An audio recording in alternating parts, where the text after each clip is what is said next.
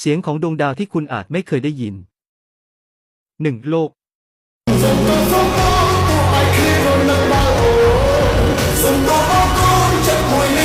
2. ดาวพฤหัสบดี นึกใจอยู่เด้นอว่าโอ้ละนอนางเอ้ยเจ้าก็เคยคิดนำอยู่แม่นบ่ 3. ดาวเสาร์ ทางเขมรรู้สึกเสียใจเป็นอย่างมากเนื่องจากว่ากองทัพเขมรโกทรงผลกล้วยรักษาเหตุเสียงก็ไม่ยอมให้ไปปวดเสียงไม่มีน้ำใจ 4. ดาวศุกร์ โอ้น้ำมันบักแตงโมโอ้น้ำมันบักสมโอโอ้นี่คงเป็นบักพร้าวน้ำหอม 5. ดวงจันทร์